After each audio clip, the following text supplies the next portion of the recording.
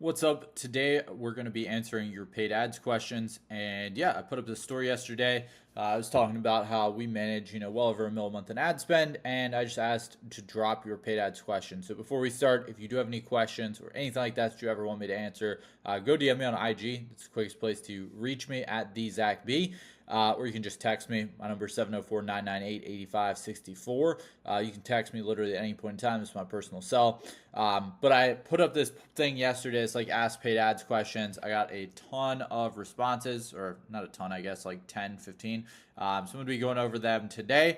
And going over just some advice that I have on paid ads and overall kind of how we explore paid ads as we're going through it. If you don't know who I am, just briefly, I'm not going to take up too much time here because I feel like most people here probably know who I am, but if you don't, I've generated over $10 million online last year, spending over $1 million a month in ads right now, 20 million plus follower portfolio is more like 25 now, but not going to make up a number. It's 20 million as of the beginning of this year, and it's currently May 30th of this year. Maybe it's May 30th? Yeah, May 30th of this year of 2025. I've helped literally hundreds of clients, over 100 different verticals, I guess more like 100 different industries. Probably 100 verticals, honestly. Industry is a bit of a stretch, but 100 verticals for sure. And goals of this channel are just like purely to build a community of cool people, gain some reciprocity with the world, attract top talent, give some value out to the world. It's kind of really what I'm trying to do. I'm not sitting here trying to sell you some course or anything like that. I'm just documenting as I scale what's going on, what works, what doesn't, and that kind of thing. And so all I ask is that you give me some feedback. If you hate the video, dislike it, go leave some hate in the comments, would be greatly appreciated. And comment any sort of suggestions that you have. Found any value, pay the fee, meaning subscribe or like, be greatly appreciated. But yeah, before we get into things, I just got to say, sorry if I have low energy. I've not had a Celsius today, and I can't have Celsius for like the next 6 months because I'm on Accutane, which is like ass. So it's going to be a rough next 6 months, but already feel the headache starting to kick in. It's like noon right now, but you already know we will stick through it. But answering your paid ad questions. So like I said, put a poll on IG, said ask paid ad questions is just kind of what I got. I have read through some of these, but not all of them. So we're just going to kind of explore these as we go. So most common pitfalls, and let me go grab a water real quick. There we go. I had to fix this as well. Biggest pitfalls, mistakes, that kind of thing that people make when getting into ads is, in my opinion, just scaling shit. Taking ads that, are just like absolutely terrible and trying to scale them, or just dumping a lot of money into start. I've done that before. Me and Isaiah, we launched an offer like probably a year ago or so into paid ads, and one of our mentors told us, hey, just start out at like 250 a day, and we put it on 250 a day on an advantage campaign budget, and we did not know at the start that it doesn't actually spend 250 a day. It spends like 437 a day if you're on 250. And so we just like overspent on just like shit ads, shit offer. And we ended up losing like a lot of money with that. We probably spent like 4 or 5K on that. Another thing also that a lot of people mess up, there's kind of two ways to look at it. One, they hire it out too soon, or two, they don't hire it out soon enough. There's very, very few people that actually like hire it out at the right time. Usually people will either hire it out right at the front, or they'll just like never hire it out. I do think it's important to have like professional media buyers who have done this before, but if you don't have money to hire it out, don't hire it out to somebody who's like a complete amateur and doesn't have a lot of experience across your industry or multiple different industries as a whole. Those are kind of the most common mistakes. Budgeting issues. I guess another mistake that you could consider a mistake is just like people waiting too long to start paid. A lot of people will have this limiting belief, and I think I saw a question on it down below about like just organic. They have to just start in organic, and it's just not at all true. So yeah, that's the biggest mistakes in my opinion for ads. How to use AI to create winning ads. Okay, so there's a few different things here.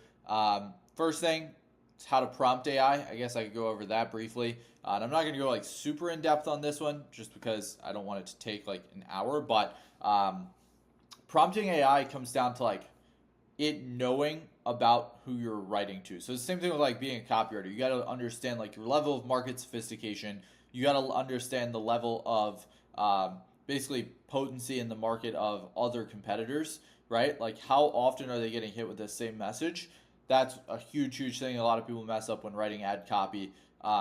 A big way that you can use this though is creating your ICP. So it's something that we always recommend. We do this for every single client. We create an ICP and a knowledge base, and these things basically are used to prompt the AI on what we actually want, right? So the first thing you need is to create an offer. Don't try to use AI to create an offer. That's just like dumb. Don't do that.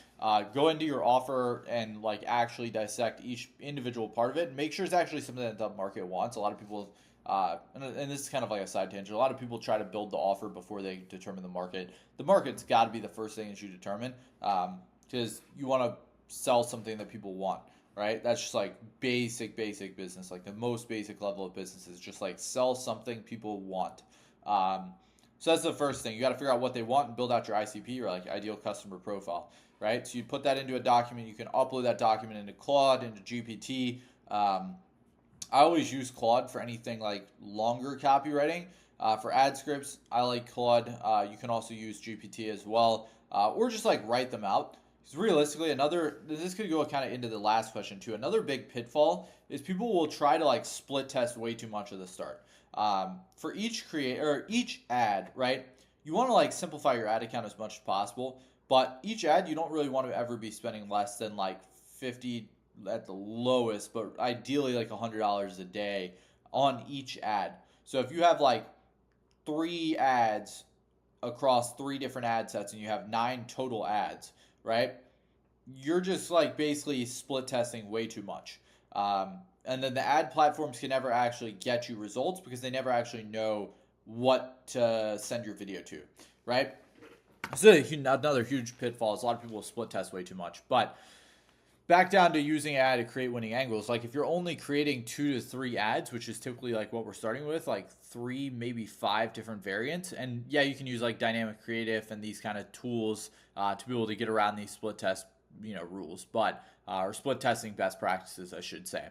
But you can use like dynamic creative or something like that. But I wouldn't go out and spam out 30 ads. I would try to stick with just a few ads at the start, and with those we typically write those ourselves, especially if it's our own ads. If it's a client's ad, yeah, we can have like a VA or somebody write it, or we'll just write it ourselves. A lot of times it's easier for us to just write the client's copy. But biggest thing here, do that. Also, don't try to, like, you can use Arcad's AI. That's a tool that we've been playing around with a lot. Arcad's works pretty well. It's an AI UGC. Ready to level up your photo game? Still looks kind of like... Avoid these 2 mistakes if you have an Android phone. Number 1 is getting... Like, this one looks like mad real. ...too many useless emails. Number 2 is not... And, like, you have an editor edit over top of it, so it's still not completely AI, but AI UGC is huge right now. Probably shouldn't be giving this away for free, but this is something that works very, very well. This is the smartest gym bag to ever exist. Like, you couldn't even really tell. If you were just like a normie, you wouldn't be able to really tell the difference in there, right? So that's something that you can definitely try out, is using that. What else with AI? Yeah, I think that's mainly, compliance. It's a huge thing. I did a whole video on compliance. If you haven't watched it, just go to my channel, search compliance, or search like jail. It'll come up. Let me see if I can find the video. This is a video right here. It's this one here, how to not get your paid ads taken down in 2025, talking about like advertising compliance for Meta. If you haven't watched that, go watch that. And then the way that you're going to leverage AI for this is just go on ChatGPT and search in the custom GPTs like compliance checker for Meta ads. It won't come up under the word Meta. I forget what it's called. It's just like legal or something like that. Click that and then go into it, and that will give you a lot more insight into how to use it for compliance checking, making sure all the ads are compliant and aren't going to get taken down. So I'd say that's majority of how we use AI to create winning ads. We also have like our AI employee team, which I might break down tomorrow or another day. Basically how we've outsourced a lot of our team members to just AI, so we don't have to deal with overseas people who are like mad annoying. So yeah, that could be another way to do it. But for right now, those are like the main ways to leverage AI. Do you like to run the social funnel? No. Boom. And by social funnel, that just means basically running traffic. If you're not aware, it means like running traffic to a page. So you're paying to put people on a page. Now, the way we use the social funnel is a bit different. We will put people on a page and then retarget those people with paid traffic. but we're never just running like, hey, go follow me and then go to a DM. That's just like dumb. Because the slip rate on those is insane. And slip rate, I don't know if that's a term that I came up with, but it might be a term that I came up with. It might be a term that someone else came up with. So if I stole it from you, sorry, but it's my term now.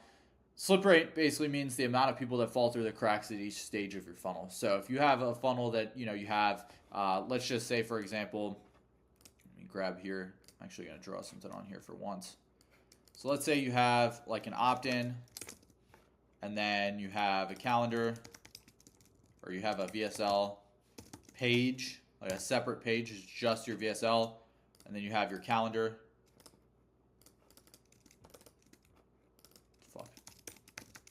You have your calendar, and then you have your like call confirmation, or ideally the next real step of the funnel is the sales call, if you know, like kind of know how your funnel is actually set. And then you have a close, close onboarding, right? So this is kind of like a regular funnel. And so what I like to do in these is look at what's the amount of people that slip through the cracks.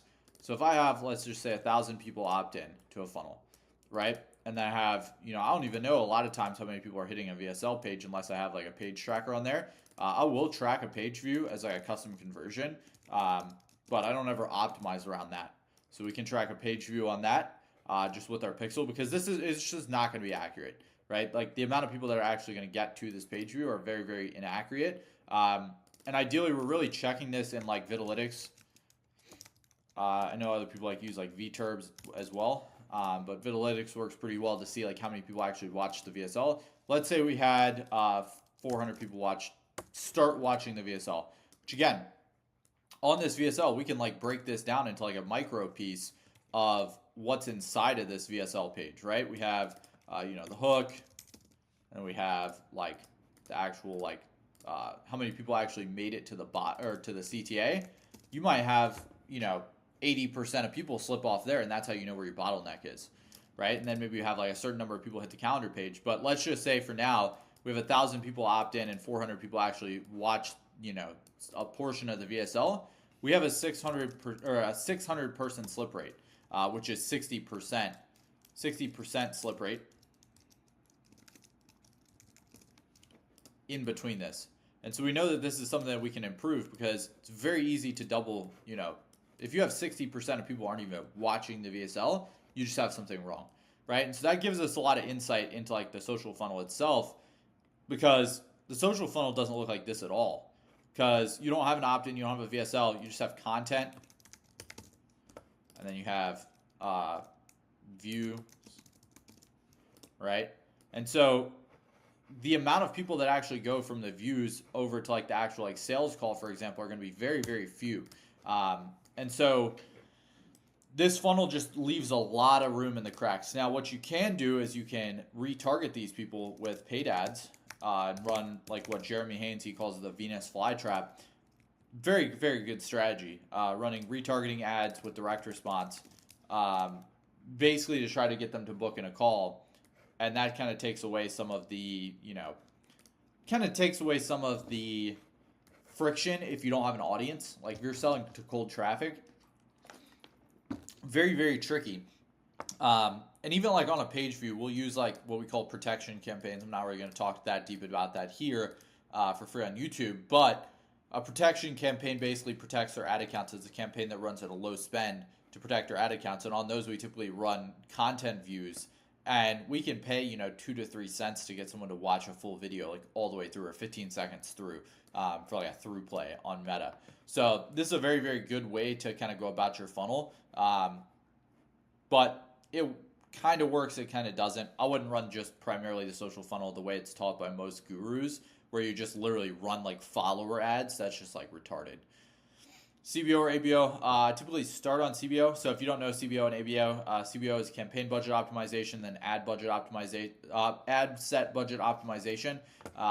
So we typically optimize from the campaign level at the start, and then we go down to ABO afterwards, after we scaled the campaign. And then there's some tricks we do in there with ABO where we're taking, we take the winner out of the equation and then we just run like a new ad set with all of the losers, quote unquote, the ones except for the winner. So that way we can see if we have any winners in that pile too. So that's a strategy that we use when we switch to ABO. There's a lot of other things. We typically start on CBO and then we scale on ABO. Can image ads perform just as well as video ads? So this is actually very interesting. I saw a Ty Lopez podcast the other day where he was talking about this. He calls it the grandfather bias, I think. Something like that. It's like a cognitive bias. And it's like, okay, did your grandfather buy this thing? If you're selling, a ceiling fan or like a light bulb or something like that, yeah, your grandfather probably has bought that. And so it's not super complex and you don't really need a video. You don't need something in depth. Like Apple, for instance, if we look at Apple's website, like this has, iPhone. Well, your grandfather probably owned an iPhone, right? Or maybe not even an iPhone, but a phone in general. And so this is a site that's, often looked at from like a design standpoint. It's very good design. Whether it's, CRO'd enough, maybe not. But you can see on here, you have a very, very good idea of what this product is just by the picture, right? You can see MacBook Air. Okay, it's pretty obvious that it's a computer, or watch. Pretty obvious that it's a watch, right? And so that's kind of something that, I look at whenever I'm building out any sort of landing page or anything like that, determining like, okay, does this thing need a VSL? If you're selling something that's like a course on how to do Amazon FBA, that's probably not something that people have really, their grandfather would have done before. It's much more complex. It's not even necessarily about the grandfather thing. It's just about the complexity of the actual thing that you're selling, right? So if you're selling something on Amazon FBA and you're selling a course on FBA, it's like, okay, there's a lot more complexity into getting people to buy that thing than getting people to buy a commodity like a toothpaste, right? So that's kind of something that, the ads play a factor into. I always recommend if you're selling anything like higher ticket to try to run video ads, because typically what we found is statics just don't perform as well when you're running something that's more of like a system that you're selling. So if you're selling like a service or like a system or something like that, you probably don't need to run statics. But if you're selling something that's more commoditized, something like fitness coaching or video editing or something like that, that's like an extreme commodity, you might be able to get away with statics. But we typically have found that image ads almost always perform better. The one exception to this is story ads. We had a client, Alex Sedlak. We worked with him like last year. We started running ads for him. And when we first started, we had no clue what we were doing. It's the first time we'd really run ads. And we fronted our own money, our own capital for it. And we ran story ads. And it was literally just like a photo, because he didn't want to film ads. It was going to take him too much time. And so we just ran with story ads. There's a photo of him standing in front of his Lambo, and it's like, hey, if you want to, make money online, I don't remember exactly what we put, but with TikTok Shop, swipe up and all, we'll see if it makes sense. And we basically would send people directly to a Facebook lead form, and then dial them up and have a dialer to be able to set those people into calls. So that was kind of what we did for those ads, and that's a case when the image ads works good. But it was framed as like a story, right? It was literally made like in the IG app. It looked like exactly like this, except for it's just like swipe with the instant form. So that can work very, very well. But yeah, that would be my kind of take on statics. I typically prefer video ads for anything that's service-based. Products that are like lower ticket products can work with an image, but typically video is going to perform better. All right, next question. Best strategies for cold audiences. So to be clear, this strategy works pretty well, running basically view ads and then retargeting. Biggest thing is just not to, it's not that much different from running like cold traffic to warm traffic. This is a pretty broad question. I can't go super in depth on this because it's pretty broad, but best strategies for a cold audience, running something that's like that, like the strategy that's just walk you through the retargeting, where you target them with a video on the front end, do like content first, and then sell them on something. You can sell cold if the offer is good, but if the offer is like trash, it's like, okay, then cold traffic is going to be a lot harder to crack. Just know that cold audiences are way more expensive than warm audiences, but that does not mean that you should just go all in on organic. Here's literally the question right here. Do you need an organic presence to make paid ads work? What role does it play? It's like literally these two questions come in handy to be right next to each other. It's like, organic presence is important, right? It is important that you have like some organic going up to show your social proof, because like even I've found a lot of people will click on our business's page. If we're running like ads to a business, they'll click on the business page and then DM people, or they'll click on the business page and then click the link in that bio. So those are things that, you know, are very, very important that you have. They might just even like follow the page or follow the person. Like if you're running like personal brand ads, a lot of our people now are like actual businesses versus running like personal brands. But if you're running personal brands, it's a great idea to have, you know, a link in your bio and that kind of thing to be able to convert people so that people will trust you. But if you have like no posts up, if your profile just looks like shit, you're not going to really be able to get good results like with that strategy. Another thing for cold traffic is just knowing like, okay, maybe they're cold to you, but they're not cold to the offer. So if you are selling, for example, fitness coaching, people probably know that they need to get in shape. They know that they need to eat more protein. They know all the basics and they've heard it a million times. They just don't know who you are. So you have to figure out like what piece that you're selling them on. That is a very, very big part of cracking cold traffic. So some other big things that I'm trying to think, because I know there's a lot to say on this. Some other important things are starting with like market desires. So instead of talking about like our product, you know, can integrate 25 plus tools or something like that, it's a lot better to talk about like, you know, most businesses are wasting 35% of their team capacity or something like that. And then combine that desire with the unique mechanism. So that's kind of like a tactical piece there. It's like add in a unique mechanism, how that unique mechanism actually solves it. And then having like some sort of novelty is also super, super important. Like sounding new. Like if they've never heard of you, that's not a bad thing necessarily, because you can spin it off as like something that's novelty, but you just have to actually spin it off as novelty. But yeah, tap into their desires, tap into their emotions, and that should be good for cold traffic. If I didn't answer your question or you have anything else, just hit me up, and I'll be able to hopefully answer that a little bit better. Same thing with organic. We've seen much, much lower cost per leads with organic. Like, for example, what I mentioned earlier, Alex, that we ran ads for, we were paying around like $2 for a lead, or $1 even for a lead. But of course, his leads were hyper qualified. They were warm leads. So that does definitely play a factor into how much you can spend because of the CAC, like the cost to acquire a customer on the back end. So that's kind of what I would say for that. Why not do organic content? Why not do both? It's a retarded question. But like, to be clear, like you should do organic content. Like that's what I'm kind of saying here is like you should do organic content, but you should also not rely all on organic content. I mean, I had like literally 3 people in the last week that have hit me up that have gotten banned on IG, that all their organic channels have gone down. Like 3 major people. I've had multiple other people hit me up too, but I've had 3 major people who you probably even know hit me up say, hey, I need an unban. It's like, okay, you put all of your attention to these organic channels and then like your organic goes away and boom, your whole business is gone. Same thing with paid.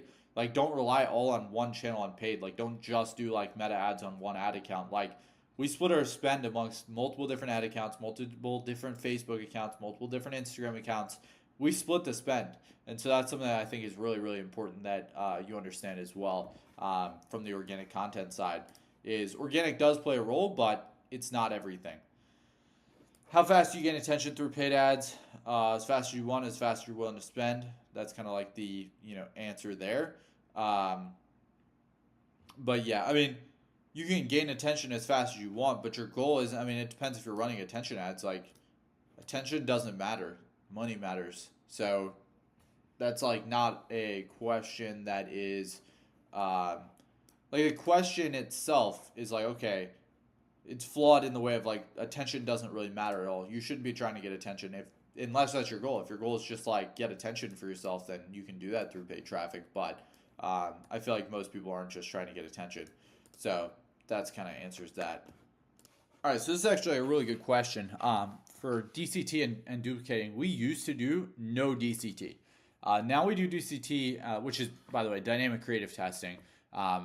We basically do that on the front end whenever we're launching new ads. So especially if we have lower budget ad clients, we want to keep the ad account as simple as possible. So we will do DCT to basically test out multiple different angles, or sorry, not necessarily multiple different angles, but multiple different ads with a similar angle all in one. So we typically will launch with 2 to 3 maybe different ads themselves. We do one ad set, one campaign, and then like 3 ads underneath those. And then inside of each of those, we'll do dynamic creative, test different hooks, test different things like that.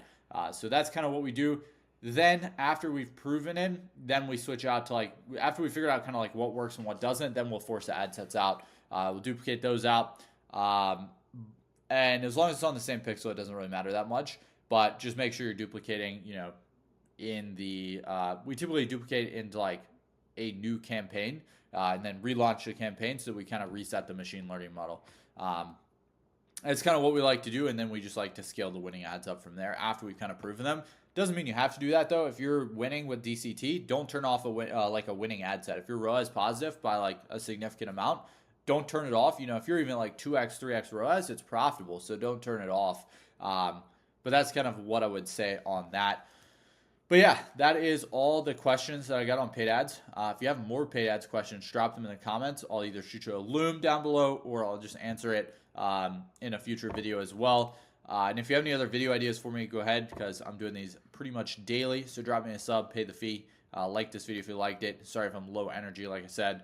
No Celsius kicking my ass right now. So yeah, that is everything on paid ads.